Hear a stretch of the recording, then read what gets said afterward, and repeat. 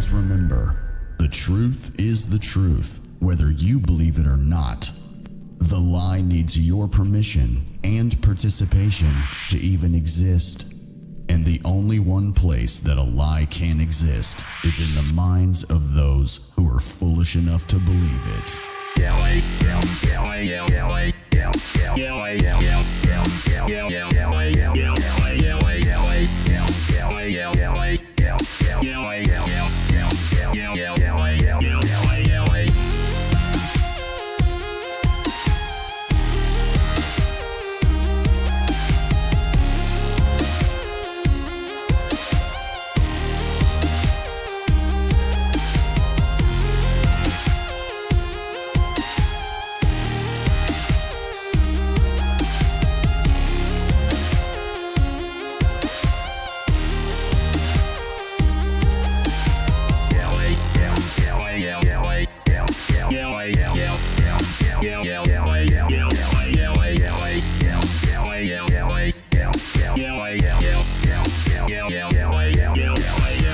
You're in the 7 Club.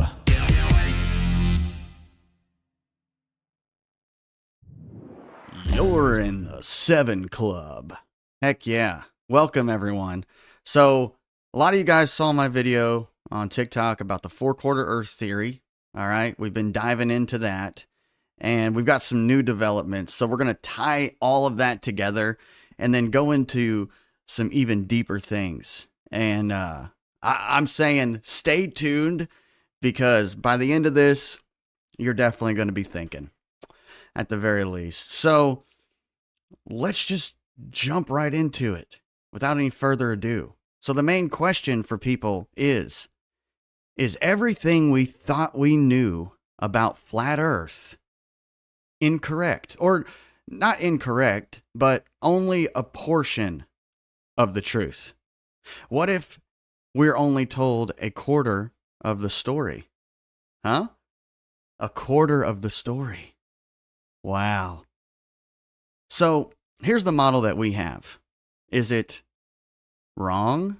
Well, not necessarily. I just think there's a lot more to it. So most of you out here have been kind of looking around. God bless you guys. It's good seeing you all coming in here. It's good to see you. Most of you have saw this moon map, right? So people have taken the moon, which the same side always faces us. So they say that this is a rock spinning around from a collision, and this rock is just randomly spinning at just the right rate and orbiting Earth at just the right rate where you only ever see one face, one side.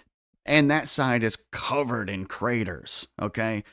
And the angle's wrong for there to be only direct hit craters all on that side. There's plenty of things wrong with it. But some people have taken it, looked at the moon, and there was people coming forward to me saying, hey, when I was a kid, I would look at the moon and say, well, why does that look like Earth? And it's like, that's a child's mind. And it seems like children are more spiritually connected to this realm than any of us. But people have mapped out the moon and, changed some colors a little bit and made it into like an Earth map, right? But then they noticed that down here in this region, this little quarter here, and 1/4 of it just so happens to be looking a lot like our flat Earth map that we know, right? So here's what's crazy. You shift over and there's this map, which there's so many fascinating things about this map. Like if you just go look around on it, right? There's up here, it has this clock region, right? And this 1/4 here, this smaller circle within the bigger one, it's showing arrows. It's showing, for one, this turning, right? And then it moving around this bigger circle. And it shows a true north in the center, which I didn't even look at this stuff when I made the first video, but there's a north right in the center of that, right? And then you back out a little bit, right? And this is the moon, right? It's supposed to be the moon map, okay? And you've got these other things like, does that look like an eyeball to you? So this is like a side profile of the egg of Earth, the existence. And then don't you see like the snake eating its own tail? Like you can see a bunch of occult like symbolism and stuff in this.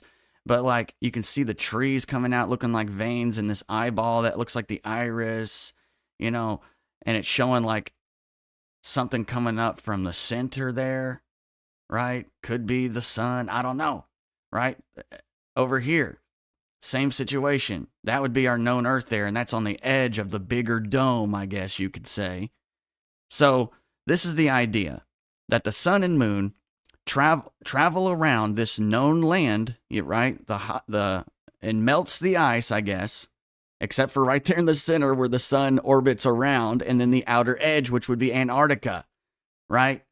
Now, in order for this theory to be true, there has to be some components, which we'll go over each one, because when I first seen this, it did resonate with me, but I had questions, and you would know that there's a few things that would have to be happening in order for this theory to even be somewhat correct. All right. First and foremost, the magnetic north, the North Pole that we know, would have to be moving for this to work. Also, the land right around in here, the Iceland, right? If this is moving to the west, right, around this bigger circle, if the sun's trajectory is on a steady path and over thousands and thousands of years makes its way around this entire circle, then what would have to be happening is this all in here would have to be melting, right? This region of Antarctica, which we'll get into where that is. But then over here would have to be freezing, right? Because if the sun's trajectory is slowly but surely over thousands of years moving this direction, well, then all of this would be freezing. And South America would be getting colder. But then also South Africa, right? The direct sunlight. Because see, right here, this red line is one of the tropics. And then this other red line over here is one of the tropics. And you can see that here's the Sahara Desert, right? So if the sun's direct sunlight on this area is moving this way, which would be overall west, but it would be Africa's south, well, then that would mean that the Sahara Desert that's grabbing that direct sunlight, the Sahara Desert would be extending south in Africa, right? Which we'll get to all that, right? And over here in south, okay, remember, south is all around the ice wall, right? Over here, South America, this ice, as it extends and gets less direct sunlight over here on the outer region, or East Antarctica, well, now, guess what? This would be getting colder, South America, right? So all of those things would have to be happening in order for this map to be even somewhat plausible. Well, let's move along here. Here's another moon map. There's a few other pictures that were associated with this that the Press Optimist sent to me. A couple ideas. Each of them are the same, but somewhat different. They got their ideas here. Here's another. Are you guys starting to see how this works? Now, the clock in Prague, though, this is one of the big pieces for me. This was what sent me on the journey of researching this more, right? We'll get to that. Jaren Ghost, we'll get to that. Now, here's what's funny with this map, or with this clock. Okay, you've got the constellation wheel, right? You've got your sun, you've got your moon. But look at where this sun and moon are connected, right here in the center of this constellation wheel. And as you can see, this bigger clock here looks as if this constellation wheel might circle around this clock. But the sun and moon go around this constellation wheel. So this is the north relative to that sun and moon. That's the magnetic pole that they circle around. And then looks to me like there's an ultimate north, or an ultimate pole here, which the constellation wheel rolls around. Wow. Interesting, eh? And of course, this clock has been remodeled. I wonder what the original state of it was before they drew this globe on the inside and painted it all pretty. I'm sure it had some more fascinating things about it. I guess we'll never know, but that doesn't matter because we're digging deep today. Deep. I'm saying deep today. So here's our standard map of the world, our Gleason that we all love so much. And a lot of people get upset with the Gleason. They're like, the scale's wrong. The scale's wrong. The continent sizes and shapes are all wrong. Yeah, well, hey, welcome to cartography, my friend. Welcome to map making, because not a single map of all time has ever been perfectly accurate.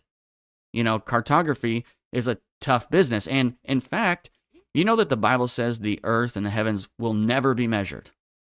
So you'll never have a perfect map. I don't care who you are, where you're from, and how hard you work. The earth just can't be measured. Okay? Now we can make measurements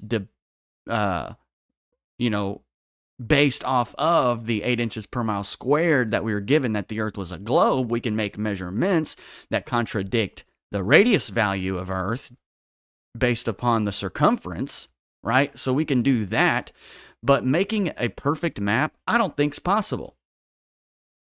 I think there'll always be margin for error. So I stuck this map here and was taking a look. You know, we had to look into those things about Antarctica, you know, and I looked into it. I said, which region of Antarctica is freezing? And they told me the west region of Antarctica is freezing, right? So this whole section here is constantly, or melting.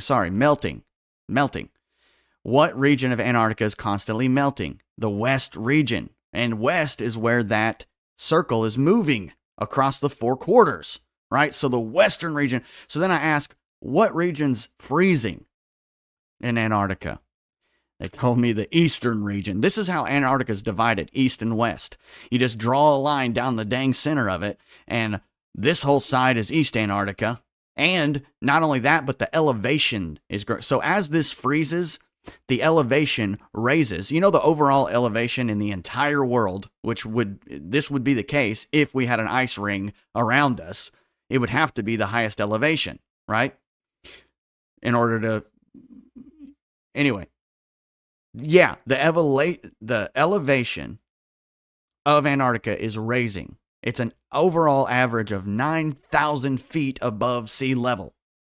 And then over here in western Antarctica, where we were just at, the elevation is dropping and the ice caps are melting. See, the people who are big proponents of climate change, they use this stuff. And it's like, oh yeah, oh my gosh, climate change and energy crisis and all this stuff. But they're spinning it. They're making you the problem, right? So here's how Antarctica is divided. And I think I even have hold on, I might have a chart. Yeah, here's the chart. So this is the elevation chart. The darker blue is the higher elevation. The light green, I guess you could say, is the lowest elevation. So you can see,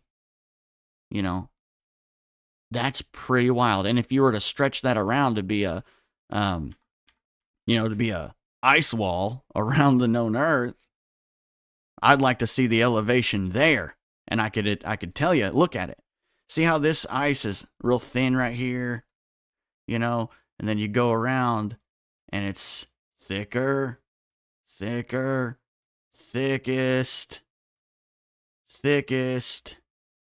Okay. So, that's what's crazy here, you guys. Now, the Mercator. None of this land in the Mercator looks familiar to me. None of these shapes look familiar. None of this looks familiar. But then you've got this Mount Meru or whatever, this Mount Zion, this magnetic mountain, the true North Mountain, right in the center. Then you got these 4 quarters here. 1, 2, 3, 4. These 4 rivers extending, breaking off these 4 quarters of land. And I found that to be fascinating because if you go back to that original map, this one here, like what if there is, and I don't know what this is, but that almost looks like the center of the Mercator in a way.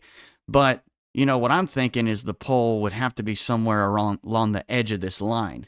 Because if we look at it like if the ultimate north is in the center of this bigger circle, right? And this here, the known land, the warm land, moves around, the sun moves around, right? Just like the clock in Prague. Well, then look, the main north would have to be over on the edge of the wheel. But anyway, let's move along because we got so much more to go through. So the 4 quarters in the Mercator map, the True North Center, we've got the 4 quarters of cosmology and mythology all through history, talk about the 4 quarters. And I know a lot of people are like, well, yeah, they're talking about, hey, Press Optimus, I just shouted you out a minute ago. But yeah, people are talking about the 4 quarters like north, south, east, and west. But does this look like it's sectioned out with north, south, east, and west? No, this is divided into 4 quarters like that. And look, quadrants of Earth, the 4 quadrants. Yeah, that could mean north, south, east, and west. And maybe that is what they're meaning. But what if it got lost in translation? What if there are 4 quadrants that the sun and moon's trajectory move within and throughout over thousands and thousands of years?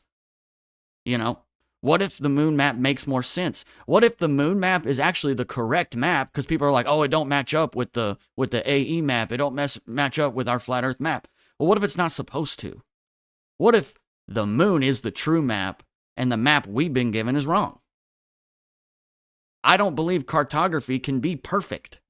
Like, maybe they got the shapes wrong. Who knows? But check this out. Enoch talks about the 4 quarters of the world. The 4 quarters. And the first quarter is called the east, right?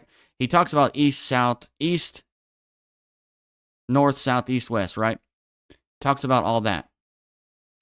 But in the Bible, Jeremiah talks about 4 quarters of heaven, 4 quarters of the land, and Ezekiel 7:2, Revelation 28, 4 quarters of earth. So there's a lot of that. And the weird thing is, here's what I find very fascinating, is the definition of quarter in the English language, right? One is it's a equal 1/4 part, a quarter. But then quarter is also a specific place. Our dwelling quarters, right? The place in which we can dwell. So when we come back and look at this, that's exactly what this is. This heated land here is 1/4, 1/4 of this general whole area, but then it's also the quarters, the place in which is inhabitable. It's the place in which we can dwell. So it's like this double meaning, right? They both, the same word means those 2 different things, and those 2 different things are literally happening here. But you guys, we haven't even scratched the surface. You guys wait. 4 quarters of a clock, the Flat Earth Clock app. So we have a clock within a clock, basically. We've got our 4 quarters, our north, south, east, west, going around the magnetic north. But then we also have the ultimate north. You ever wonder why the compass, people say they've went to Antarctica, and by the time they go to a certain region of Antarctica, their compass starts spinning and going crazy. Is it because it's fighting our magnetic north in our known land, that the sun and moon are electromagnetically riding the magnetic field around to orbit, and the true north in the center of possibly what could have been the Mercator map? I don't know. Or, is it fighting those 2 norths, those 2 poles, those 2 magnetic fields? I found this interesting too. These 4 archangels looking over the earth, over the constellations. These 4 archangels looking over the constellations. What if there's an angel positioned in every quarter? Who knows? Here we have the clock in Prague once again. I put it in here twice because it's so amazing to come back and look at it again and just think. Ice ages, you guys. So that's the thing. If this sun and moon moves around, then anywhere else, if there's not other suns and stuff like that, then that would mean that the other lands are just ice lands, just complete ice and dark if there's no other sources of light.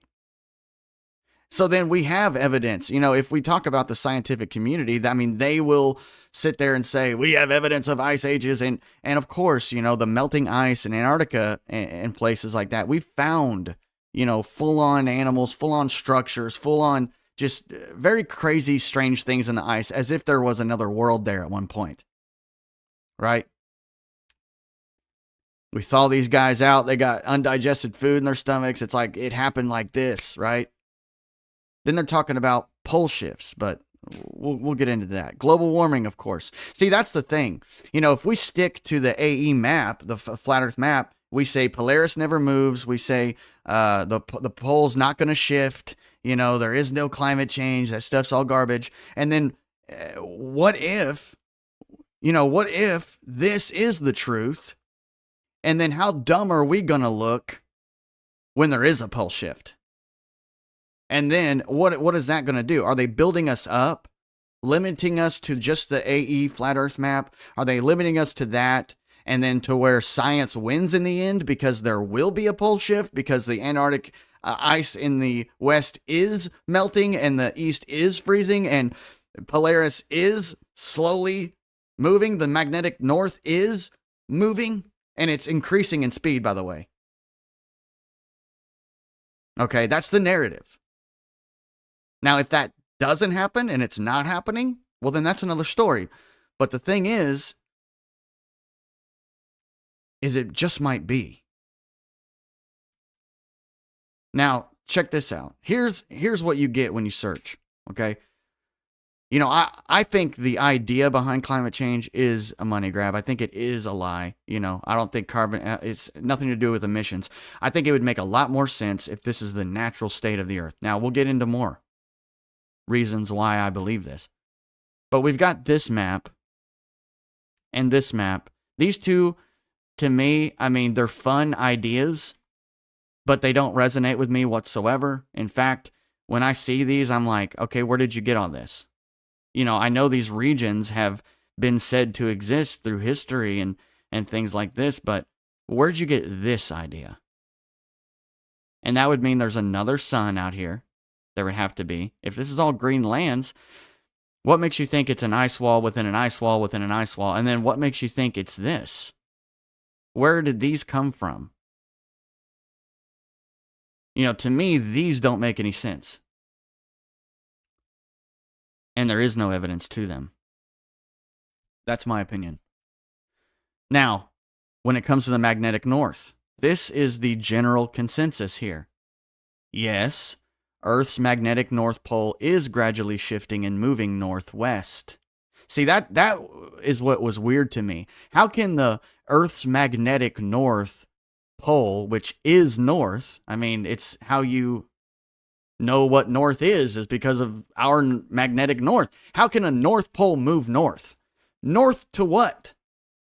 The only way that a magnetic north could move northwest is if there's another north here. Here. Then it could move northwest. All right? So how dumb are we going to look if the scientific community proves this? This is what you find on Google. This is what all the scientists are saying. Now, I don't follow the scientific consensus all of a sudden, but now all the dots are connecting. I'm like, okay, so they got climate change they're manipulating people's minds with. They've got, pole shifts and they're throwing fear on people and doing all these things. But then at the same time, if this is verifiable, then how dumb are flat earthers going to look when we say that stuff never moves? That's all globe stuff. And then this gets proven. And then now what? Is flat earth wrong? Now we know that's not true. We know the earth isn't a ball. Has a magnet ever just flipped? Do magnets just flip their poles? The only time you ever hear of a pole shift on a magnetic field is Earth. Because magnets don't do that. But why would Earth? It's a system that's in constant motion. That's in, not us. The Earth is stationary. The system of stars, the magnetic fields. The magnetic field is moving. Do you guys ever watch Ether Cosmology?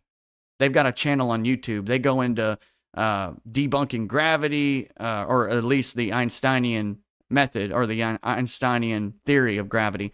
They talk about the magnet, and just in their show not long ago, they were just talking about the magnetic field is moving, which is the magnetic north. I mean, if the field's moving, the pole's moving, because the pole is the center of the field. So we're venturing into this new idea.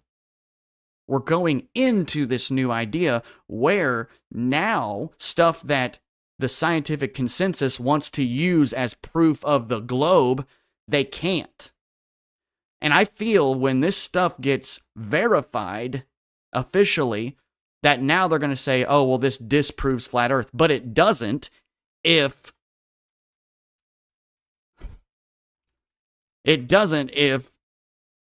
we got the right model. Now, I don't know yet. All I'm saying is by the end of this stream, maybe you'll feel how I feel about this, which is pretty strong. Honestly. Now, moving along, we got the magnetic field moving, which is awesome. And then Polaris. You see, that's another thing. If the magnetic field moves, if magnetic north moves, and Polaris is connected to the magnetic north, then that would mean Polaris would have to move too. But then you're saying, oh, 7 Club, that's a Glober thing. That's a heliocentric model thing. No, it's not. It's a 4-quarter thing. If the system is moving in that way, then Polaris would have to move. If we believe that Polaris is stuck to the magnetic North Pole, that's the luminary that is above our north, point blank, period. And it's really moving. And if that ever gets verified, well, then I could see Globers trying to use that against our current flat Earth model that we all believe. Because then they'll be like, oh, that proves the globe because it's all we're spinning and wobbling through space. Oh, da, da, da, da. No, how about this? Because this would debunk the entire globe. If this is moving around, think about it. Think about the stuff that they're going to try to use against our current model. Like in 1,000 years, let's say we all do figure out the Earth's flat, right? The whole world figures it out. And then they start using this stuff. The magnetic north moving. Oh, we had a pole shift. How could a pole shift work on a flat Earth? You only have one pole. How could Polaris move on a flat Earth? You said it's always stationary. It's always in the same place and it never moves. I could see them using all of this stuff against the flat Earth community in the future. We've known the Earth was a globe for 2,000 years. Is 2,000 years how long it takes? 2,000 years from now, I could see them flipping it all right back around and using it against us. So anyway, if you know what I'm saying. All right, now let's get to the desert. Remember, we'll go back to this here. Remember I said, well, if magnetic north is moving northwest, as they say, and direct sunlight is happening right here on this tropic, then would be moving south in Africa, which would mean it would have to be growing the Sahara Desert, south to be exact. Well, looky, here's your cookie. The Sahara Desert has been expanding by more than 7,600 square kilometers per year over the past century, 100 years, and is now 10 times larger than it was in 1920. This expansion has been particularly noticeable to the south, where the desert has spread into Sahel by more than 554,000 square kilometers. The Sahara now covers an area of 9.4 million square kilometers, 3.6 million square miles, and spans 11 countries in the north of Africa. The Sahara Desert is expanding multiple directions, but most noticeably to the south. Multiple directions? Wait a minute. So, if this is true, and the magnetic north is moving, which is the center point in which the sun rotates around, then that would mean in multiple directions, especially and most noticeably south, the Sahara Desert would have to be growing. It had to be happening. So they're going to try to use all this stuff as global proof. The globalists are going to use this stuff as global proof. Right? Now, will the Sahara Desert be green again? Here's something interesting. The cycle is caused by a 41,000 year, which they inflate numbers. You guys know that. I mean, billions and billions and billions of years, right? No. But the cycle is caused by, this is what they say, 41,000 year cycle in which the tilt of the Earth, right, changes between 22 degrees and 24.5 at present. The tilting and wobbling, right? That's the wobble. It is in a dry period, but it is expected that the Sahara will become green again in 15,000 years. So they're already predicting stupid stuff like this. Now, to South America, Chile, right? Let's go back over to this map. So remember, if it's moving that northwest, right, and creating a bigger, fatter desert here, you know, and melting this ice here, well, then let's talk about where it would be being cold. Here's the exact opposite side. This is South America here. And here's the ice of Antarctica that's constantly rising in elevation because of the freezing and causing more ice caps. Well, guess what? South America here, where it's losing more sun, is becoming cold over the years. Look at this. In May 2024, Chile experienced its coldest May in 74 years due to a series of polar air masses that moved over the continent. The cold front broke records in Santiago and along the coast, with temperatures dropping below 0 Celsius in some areas. Other factors can contribute to cooler conditions in South America include low pressure. An area of low pressure southeast of continent can allow cold air to move north. Why would it have low pressure? Our pressurized system, what if that's outer space with low pressure? Huh? I don't know, guys. I don't know. All right. Now, do you guys know, most of you do, you know Barry Stepp, right? He's become my buddy over the last year or so, because he always features my videos. And Barry Stepp said that this 4-quarter Earth theory, he said it's the most interesting theory he's heard in a long time. And that's a big compliment, because it is for me too. And I don't see anybody else diving into it as deep as I have been. But people need to. There needs to be more creators that are deeper, even deeper divers than me, and even more educated on history, and can even get this thing exploding. But Barry Stepp covered a video, and he covered this, my last TikTok, about this. And then there was a comment in the comment sections of his video that led me down a whole different rabbit hole. Now this is where it's going to get real exciting. This dude says, holy crap, the 4 quarters Earth guy, the circle, quarters, circle, and the cross is a Hopi symbol left by the Pahana, just listen, white brother, in the beginning of time. That symbol and the swaz I ain't going to say this word out loud. And the Yadadada, Swaz, oldest peace symbol was left to identify them. Pahana, when they returned to America, they disappeared shortly after leaving the symbols. That makes perfect sense, he says. And I'm like, what? Pahana, Swazi, what are you talking about, dude? Then I took a closer look at the map. And look what's covered in this map, dude. There's one. There's one. Okay? There's one.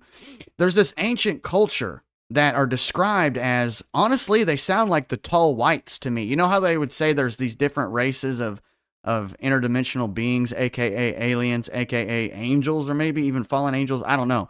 But they describe them as tall and pale skin, tall whites, dude. They kind of sound like that. Look, here's what it said when I looked into this Pahana people. First, I was looking into this thing, okay? And it says, in Hinduism, the right-facing symbol, clockwise, is called Swaz, symbolizing Shira, the sun. The sun. Isn't it a black sun symbol too, you guys? The black sun? All right. So it's prosperity and good luck, while the left-facing symbol, the other way, is called the Savas, symbolizing night or tantric aspects of Kali. Okay, now, check this out. I looked into the people, the Pahana people. See, Mustache Man was using this symbol as an Aryan thing, right? But I don't believe that that's the case. I think it was a race of people more described as the tall whites. They kind of sound more like I don't know. Just you let your mind wander here. But here's their physical traits. The Hapi Pahana is described in various ways, often depicted as tall, fair-skinned figures with a beard, bearing symbols of his spiritual authority. He is said to come with two companions, one representing purity and the other representing abundance. The Pahana is also associated with the Swaz, an ancient symbol used by many cultures worldwide to represent spiritual harmony and balance. Now, just hang with me here. Here's one of their hieroglyphs of these people that were found. And looky here. They got that symbol as a sun. As a sun. Now, wait till you find out what this whole thing represents. Now, looky here. Cross, or 4 quarters. Now, just wait. Wait till we break this hieroglyph down, dude. I pray you're ready for this. I just pray you're ready. All right? For real. Because I found this associated with this hieroglyph. It says, did a little known Hapi prophecy come true in 2015? Hapi prophecy? Well, what does that mean? Well, to answer your question, you'll have to understand that I personally fall between casual musician and da-da-da. He's just going into his history. This doesn't really matter, but right here's where it gets interesting. Listen to this. In September of 2015, Our Children's Trust lawsuit rolled out into courts in New York with Dr. James Hansen, which is a what? Dr. James Hansen, an ex-NASA climate scientist. Delivering Exhibit A, OCT, is a first-time ever global lawsuit which was put in place with Vatican backing. I'm aware of this because as a graphic designer, the global Catholic climate movement was sent with everything they needed to carry out their important work in Assisi, Italy, during the summer of 2015. Volunteering with the global Catholic climate movement that summer led to a donation of around 50 hours of work that they had the media needed for global meeting, t-shirts, banners, blah, blah, blah. 1/4 page flyers. Yeah, it's just coincidence. Social media posts were designed and accumulated. Now look at these shirts they made. It's Global Catholic Climate Movement, right? The Catholic Climate Petition. They got an earth on there, separated into 4 quarters. But just wait. This is where it gets really interesting.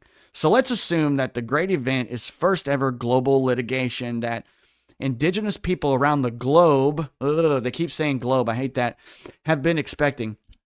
So let's take a look at the diagram that Frank Waters describes in his book in the 1960s. Here's the hieroglyph, which they're calling it a petroglyph.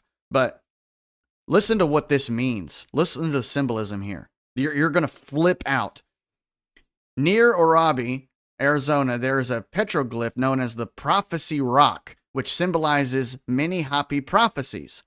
Its interpretation is, listen to this, the large human figure, maybe giants, right? On the left is the Great Spirit. The bow in his left hand represents his instructions to the Hopi to lay down their weapons, okay? The vertical line to the right of the Great Spirit is a time scale in thousands of years. The point at which the Great Spirit touches the line is the time of his return. Now listen to this.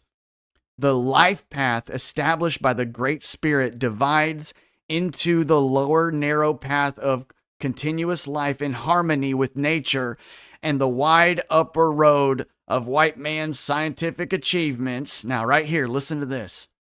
The bar between the paths above the cross is the coming of white men, the cross of Christianity. The circle below represents the continuous path of life.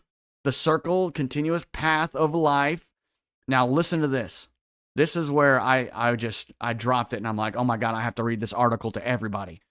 In this next paragraph, the four small human figures on the upper road represent, on one level, the past three worlds and the present. Yo, are you serious? I'm going to read that one more time. The four small human figures on the upper road represent, on one level, the past three worlds and the present. So, whoa, hold on a second. Let's go back to this map. So if this is divided into 4 quarters, and each quarter is inhabitable when the sun's there, then that would be the present quarter, or the present dwelling place. The other 3 would be the past 3 worlds. I'm going to let that resonate. I'm going to let just that sink in for a minute for you. Now, I'm not using this as any kind of, this isn't about white people. This isn't, whatever. It's not about that. These were tall, pale-skinned people. And literally, the people who have come out of underground bases have talked about the tall whites. There's the tall whites, the small grays, all this other stuff. The past 3 worlds. Crazy. The Hopi will travel the white man's path. See, they made this about race. I don't think it's about human race. I almost believe this is a different kind of spiritual being. Okay? The 2 circles on the lower path of life, the great shaking of the earth, World Wars 1 and 2, the Swas, the sun, and the Celtic cross represent the 2 helpers of Pahana and the true white brother. See, I think people made this about race when it's not. I think it was these beings, possibly angels, Who knows? The small circle above the life path after the last chance, the great purification, yada, yada, yada, yada. Now we can go more into the Swas. I was going to show that video, but I don't think that matters at this point. I think what matters is the pole shift and stuff, and the ice ages, and the things that don't make sense right now. Architecture, old world technology and architecture, right? And right here I asked, do poles ever flip on magnets? They don't, but right here it's talking about the Earth's magnetic pole flips positions, yada, yada, yada. Then I thought, Well, does that cause ice ages? And that's what they're saying now. So this last ice age, like when we're pulling stuff out of ice, they're saying that that was caused by a pole shift. Yes, the shift in Earth's poles, known as the true polar wander, may have caused the start of the last ice age. So they're already attributing ice ages to pole shifts, right? And I'm sorry I haven't reacted too much to the comments. Reason being is I'm recording this right now on my YouTube, so I don't want too much interaction till the end. I'll end the YouTube stream and then we'll have a little bit more fun, TikTokers, and we'll talk. Looks like some people jumped on YouTube. Yeah, my widget isn't actually working, guys. By the way, my when I had things pop up, you know, when you guys would say things on YouTube, I could have your comments pop up on the screen. But right now, my overlay is not working, so I can't do that right now. But hopefully by next show, I'll have my overlays figured out. But let's watch what the current narrative is about pole shifts, and let's just take a look at it. Did you know that Earth has two North Poles? There's the geographic North Pole, which never changes, and there's the magnetic North Pole, which is always on the move. And right now, it's moving faster than usual. Over the last 150 years, the magnetic North Pole has casually wandered 685 miles across northern Canada. But right now, it's racing 25 miles a year to the northwest. This could be a sign that we're about to experience something humans have never... Hold on. I want you to think about that. 25 miles a year is how fast it's moving now. So if the globe, if the Earth is 25,000 miles in circumference, then in 1,000 years, everywhere we are right now would be covered in ice. The pole would have done a complete 360 around the Earth. If it's the globe, but if it's the other thing, what does that look like? I don't know. Witnessed before. A magnetic polar flip. When this happens, it could affect much more than just your compass. Right now on the surface of the planet, it looks like it's just a bar magnet, right? Our compasses are just pointing toward one pole at a time because there's a dominant two-pole dipole system. But sometimes, Earth doesn't always just have a single magnetic north and south pole. Evidence suggests that for hundreds to thousands of years at a time, our planet has had 4, 6, and even 8 poles at a time. What? This is what has happened when the magnetic poles flipped in the past. And when it happens again, it won't be good news for humans.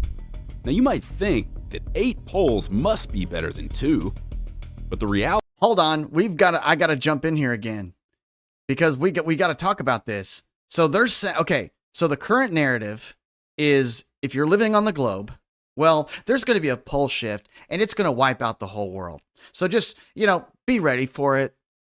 That's what's going on. That's climate change for you, and that's your fault. So yeah, everybody just hang out, stay here. Here in about 1,000 years, you're all going to be gone anyway, and this whole world's going to be turned to ice, and there's nothing you can do. Oh, it was the pole shift. Yeah. All the while, they have Antarctica sectioned off. Okay? Are you listening? They have an off-limit parameter around us. All the while the pole is shifting. How about the sun's moving? How about maybe it will cause some cataclysms? How about they already have the plan and are stationed up? How about artificial suns could be the navigation system rather than anything else? What if the artificial suns were to travel the unexplored ice lands to have a source of heat? What if they make it ride the magnetic field, take them out ventures, or even put them on a balloon even? I don't know. But if this is true and there's a way out and they section us off here and just give us doom our whole lives and say, oh, that's just the way it is. We'll be here and, well, the poles will shift and then we'll all be gone. Then they could rewrite history as many times as they wanted. And no one could ever do anything about it. They could do anything they wanted. Just saying. The reality is that multiple magnetic fields would fight each other. This could weaken Earth's protective magnetic field by up to 90% during a polar flip. Earth's magnetic field is what shields us from harmful space radiation, which can damage cells, cause cancer, and fry electronic circuits and electrical grids. With a weaker field in place, some scientists think this could expose planes to higher levels of radiation, making flights less safe. This could also disrupt the internal compass in many animals, which use the magnetic field. Yeah, that would encourage anybody with private planes to try to fly, For navigation. Even more extreme, it could make certain places on the planet too dangerous to live. But what exactly will take place on the surface is less clear than what will undoubtedly happen in space. Satellites and crewed space missions will need extra shielding that we'll have to provide ourselves. Without it, intense cosmic and solar radiation will fry circuit boards and increase the risk of cancer in astronauts. Oh, God. Our modern way of life could cease to exist. We know this because we're already seeing a... Did they really say, oh, and it could increase cancer in astronauts? Oh, God. Oh, no. Yeah, which ones? The 5 that exist? Glimpse of this in an area called the South Atlantic Anomaly. Turns out, the direction of a portion of the magnetic field deep beneath this area has already flipped. And scientists say that's one reason why the field has been steadily weakening since 1840. As a result, the Hubble Space Telescope Wait, where did he say that was? and other satellites often shut scientists called the South Atlantic Anomaly. Is that South America? Turns out, the direction of a portion of the magnetic field deep beneath this area has already flipped. And scientists say that's one reason why the field has been steadily weakening since 1840. As a result, the Hubble Space Telescope and other satellites often shut down their sensitive electronics as they pass over the area. And astronauts on the International Space Station report seeing a higher number of bright flashes of light in their vision, thought to be caused by high-energy cosmic rays that the weaker field can't hold back. Since experts started measuring the anomaly a few decades ago, it has grown in size and now covers a fifth of Earth's surface with no... How about, let's go back to that map. You're saying anomalies are growing in size, moving from South America right here. It's increasing this way. Hello? Hey. Hi. No signs of shrinking anytime soon. This is so extreme that it could be a sign we're on the brink of a polar flip, or we may already be in the midst of one. Yeah. But scientists remain skeptical, mainly because the last thing the poles reversed was 780,000 years ago. So it's not, we don't have an oral record of...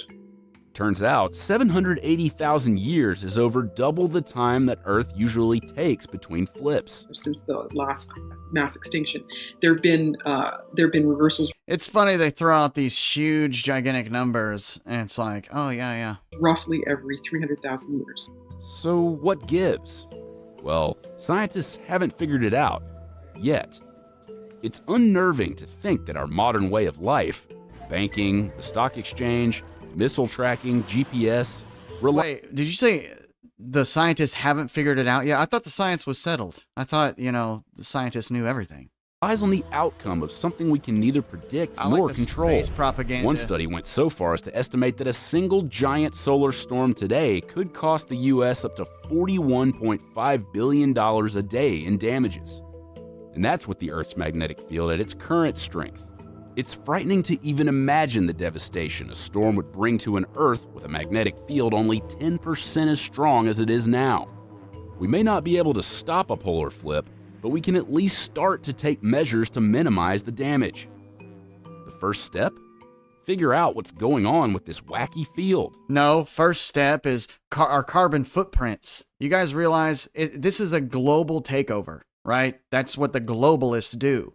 They create a prison planet, and then they say, you're the problem. You're the reason that this is happening. So we need to reduce your carbon footprint. We need to lock you down, 15-minute cities, hold you down to this one little spot. Oh, yeah, by the way, don't ever go beyond Antarctica. You just stay in this little circle here, and it's going to get bad. Yeah, and it's your fault, and you're just going to have to live through it. And make sure you let your family know generations down the line that it was our fault and their fault, and they just got to live with it and just go away. On the hunt are the European Space Agency's swarm satellites that are currently collecting the most precise data on the strength of Earth's magnetic field.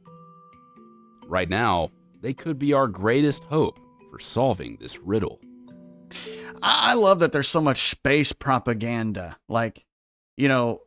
mixed in. They got all the space propaganda mixed in with this entire deception, right?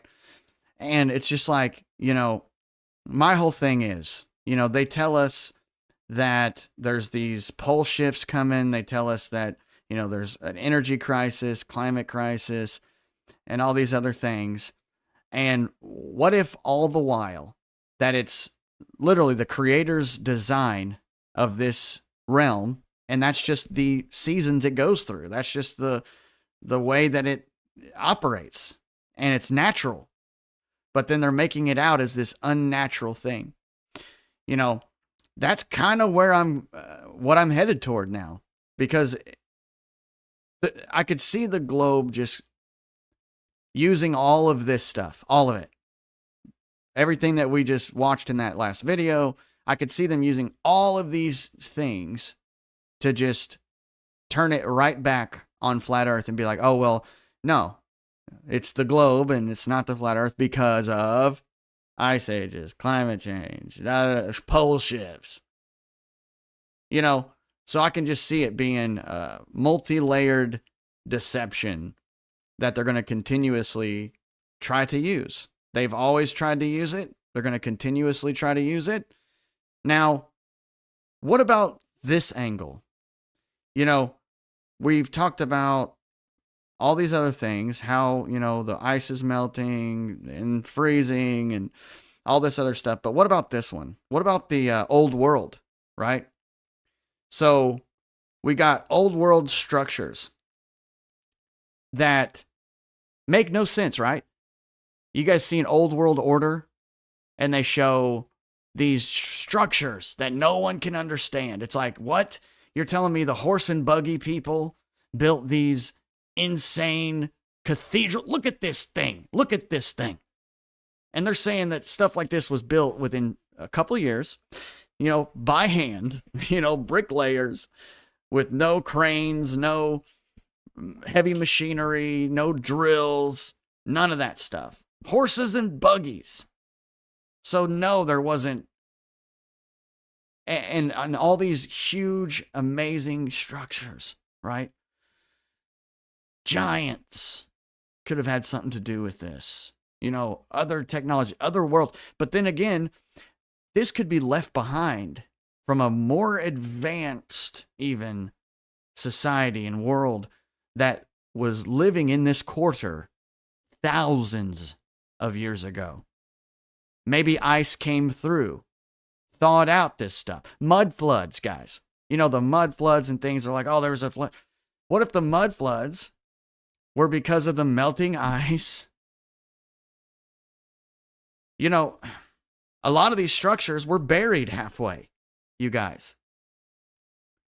A lot of these structures were either in ice or buried in mud, and they were digging these places up.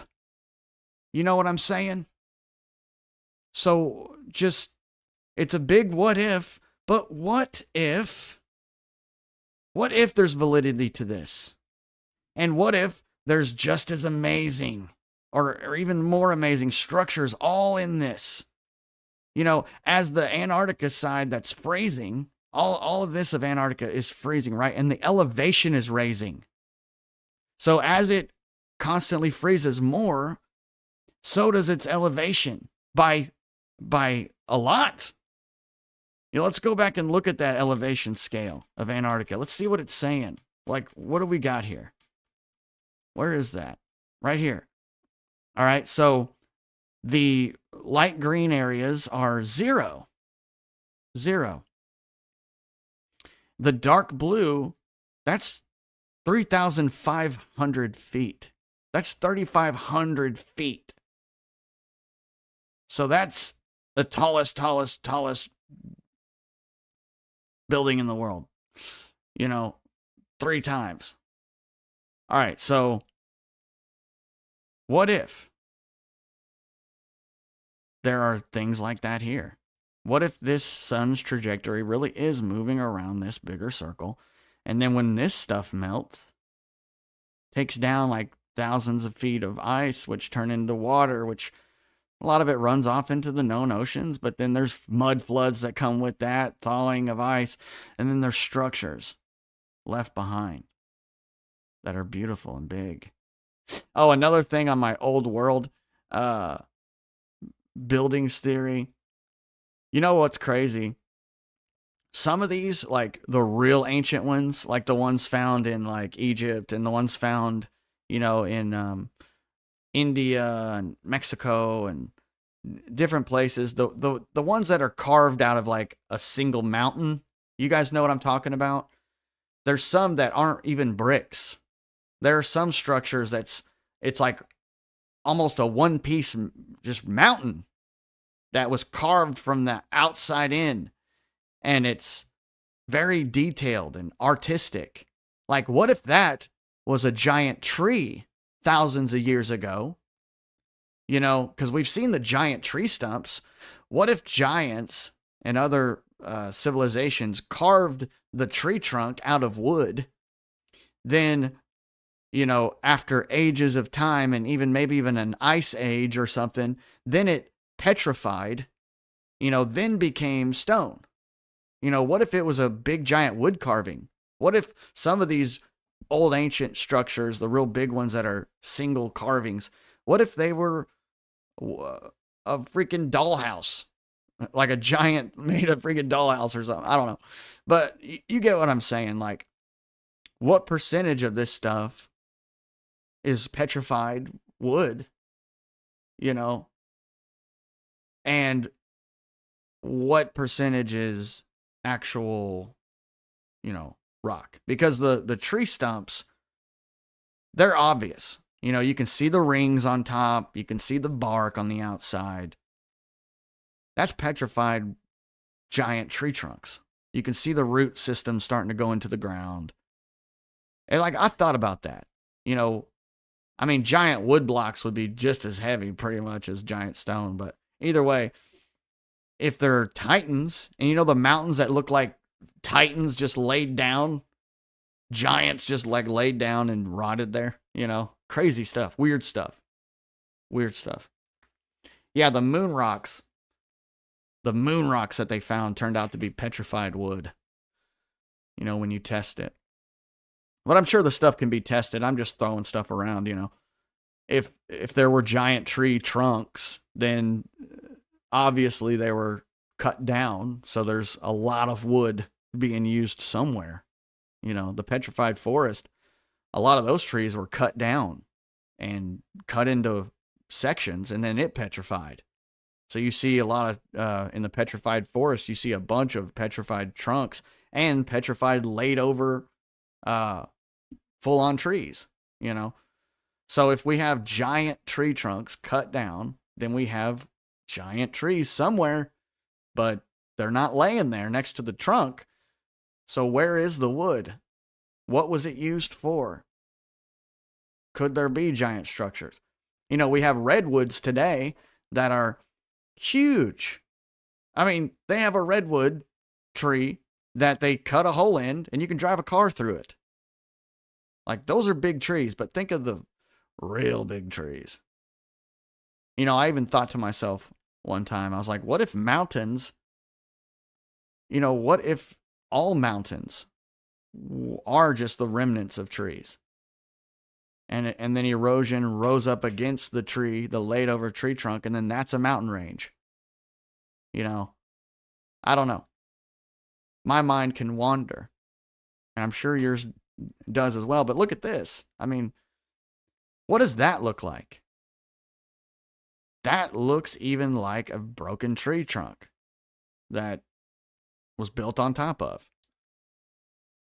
These old structures, it really makes no sense. It's such a mystery. And look at this look at this detail in this walkway. Like, that's laid with stones but some of this just makes no sense for the era of time. No sense. At all. Too beautiful, too amazing. And you look into the architecture, the history of it, and they'll tell you the name of the guy, that it was a couple hundred years old, and this was done in a year and a half, 2 years. A lot of them will say that when you look into it. Just done a couple, this thing here. They probably tell you that was done in 2 years. And those are bricks. You think with no heavy machinery, by hand, guys rode up on horses and buggies, carrying all those bricks there, and laid all that in a couple of years? It would take 1 million people working to get that done. It's insanity, you guys. Complete insanity. So listen, if you guys enjoyed the stream today, I'm telling you, I now have a YouTube channel, which some of you are watching me on YouTube. I see you. So all my lives on TikTok are simultaneously being recorded on my YouTube channel. I've got a whole YouTube channel. So you can rewatch if you enjoyed it. And if you know someone who needs to see this, share it. Share it to them. Go ahead, go over there, subscribe to my YouTube, like, comment, get the algorithm going, even though YouTube is where flat earth content creators go to disappear, really.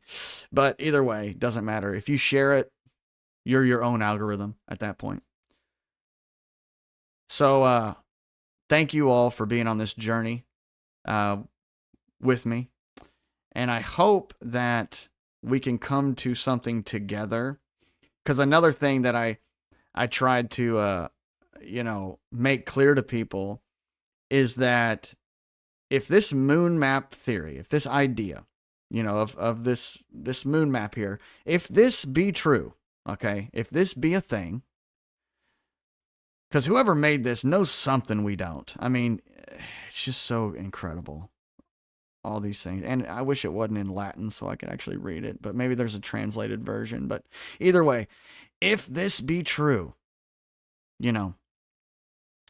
then we all got to look into this, man. We all got to look into it. And the first thing you'll hear from people is, oh, it doesn't match up, man. Our maps don't match up with the moon.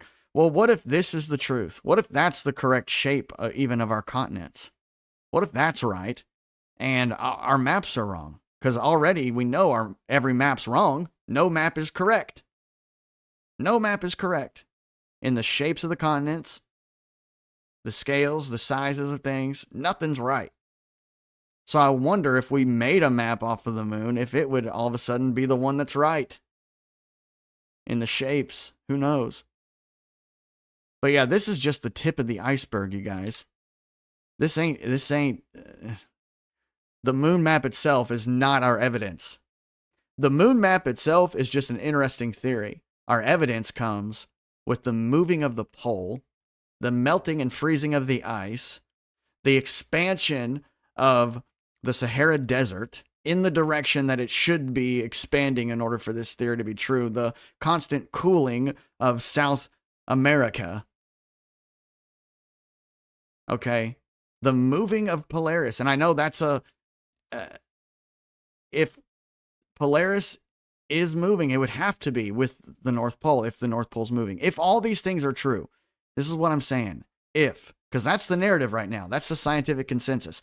And it's things that Globers try to use against flat earthers all the time. But as long as we sit there and say Polaris never moved, which, by the way, also, here on Earth, if the North Pole is moving 25 miles per year, and Polaris we don't know the distance of Polaris, but either way, if Polaris is thousands of miles above our heads, well, then it's not going to look like it moved very much at all.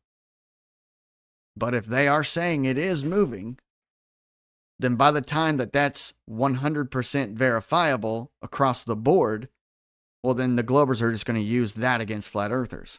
So what I'm saying is, at the very least, if all these things start lining up and it becomes irrefutable, well, then we have this. We have this to say, well, obviously, duh, the Earth is not a ball. We've measured it. We've looked at it. It is flat. But if this map stops working, this could be the reason why. That's all I'm saying. Am I saying I'm sold on this theory? Not necessarily. Am I saying there is very compelling evidence stacking up in its defense? Absolutely. Am I saying that every little thing that I questioned about this, that I asked about and researched on, did it line up? Yeah.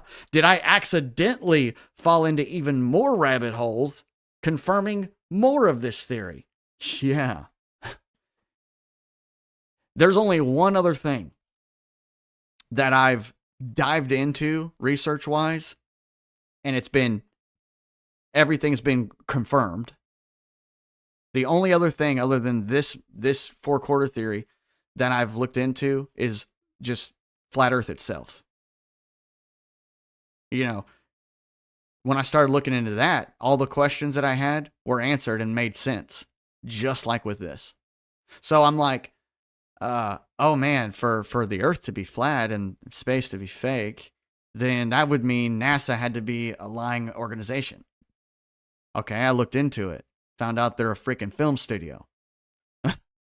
Oh, if the Earth is flat, well, that means that there is no curve, and you'll never see a curve no matter what altitude you're at. Looked into that. It's true. There's no curve, no matter where you're at. Oh, if the Earth is flat, well, then that means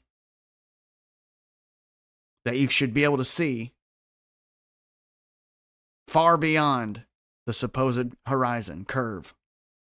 You should be able to see things far beyond the physical curve of the Earth. It's true.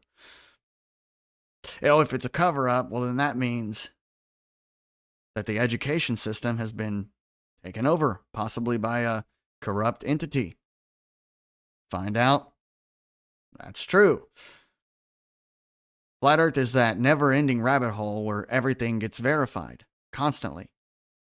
Now, will it stand the test of time? Will this map alone, being this is the only region of land, will this stand the test of time? Because that's what it's going to boil down to. It's going to boil down to time.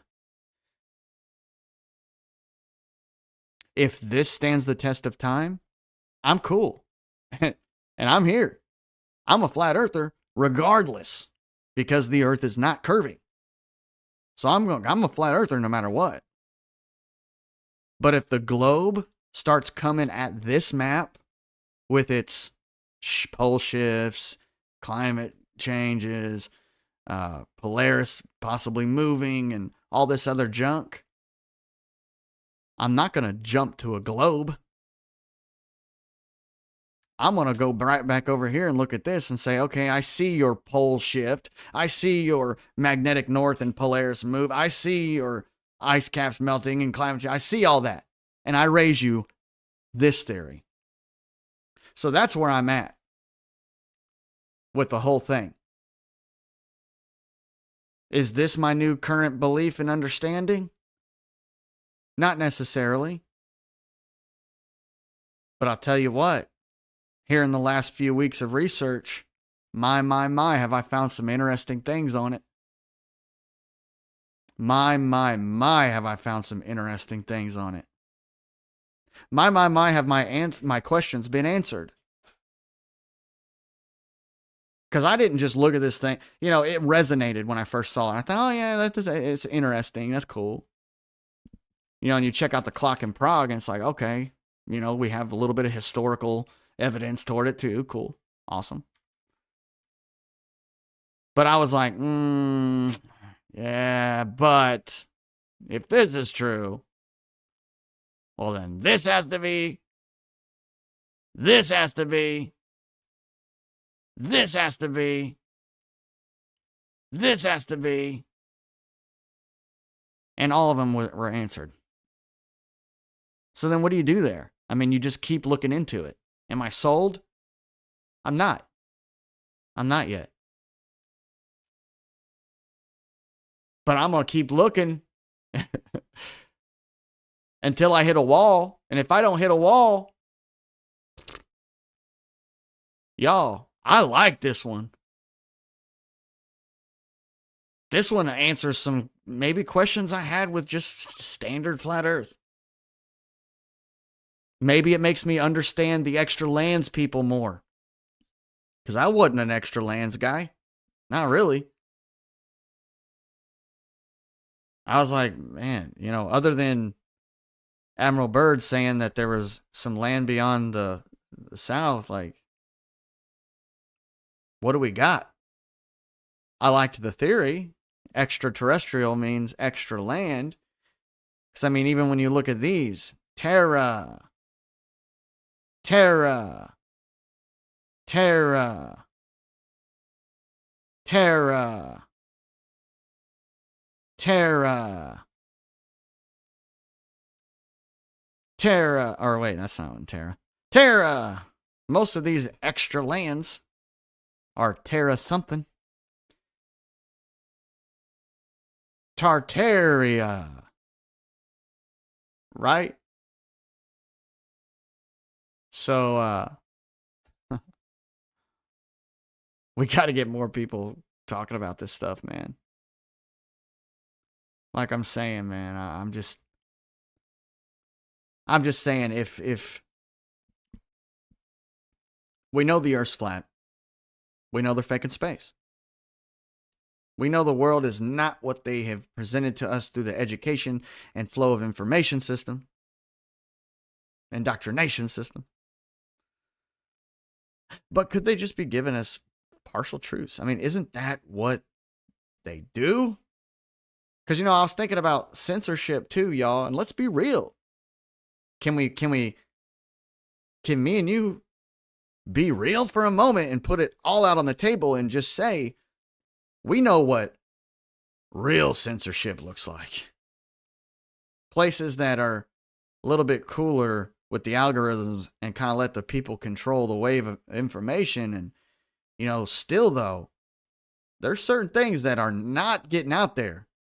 There's certain conspiracies that are a little too heavy.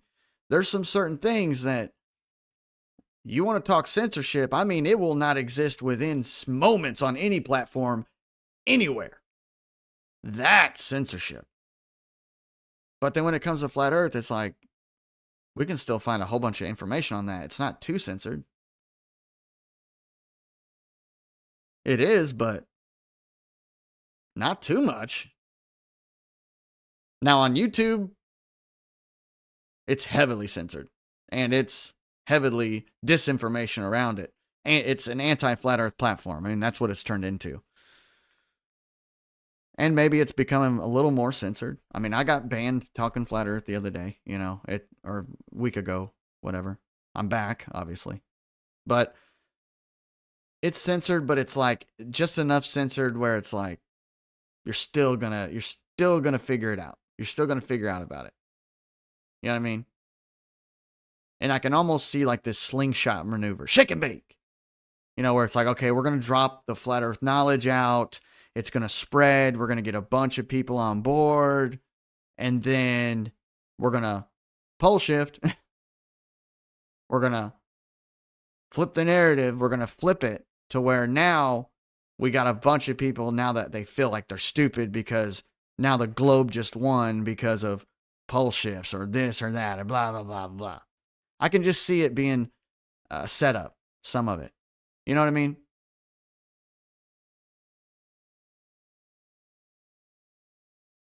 And maybe there's even, big name flat earth people out there that maybe their whole goal is one day to flip. We would be naive to say that there hasn't been truthers that like came forward and made huge platforms and like spread the truth and was just like, yeah, and then all of a sudden just flipped.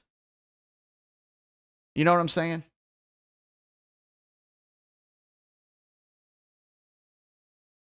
So who knows, man?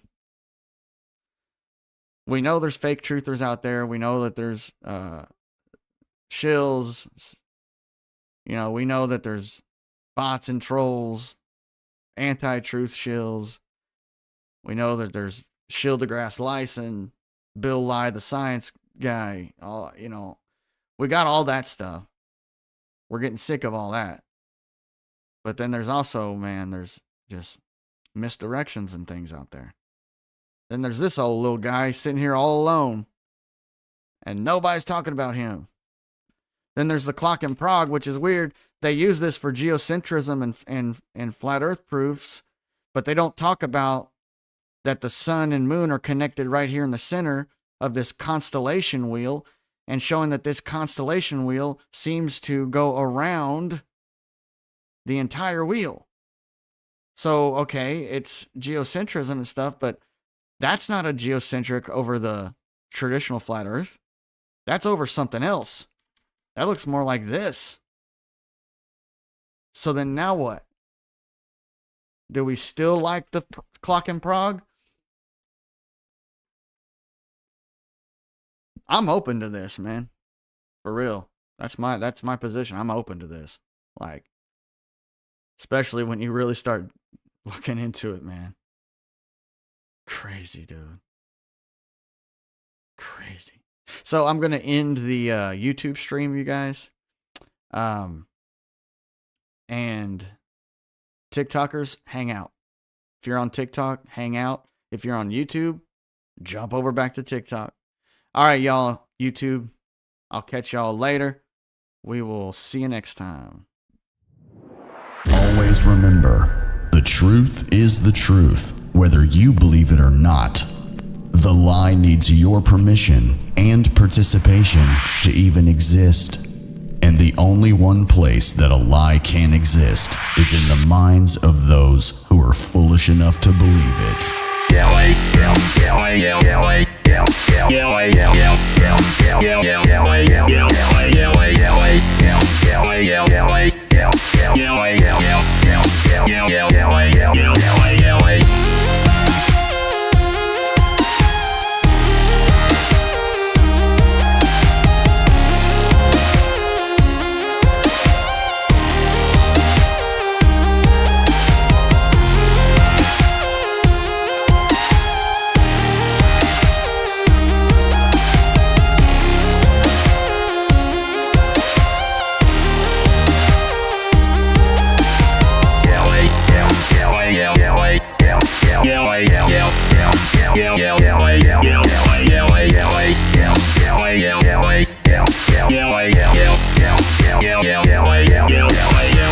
You're in the 7 Club.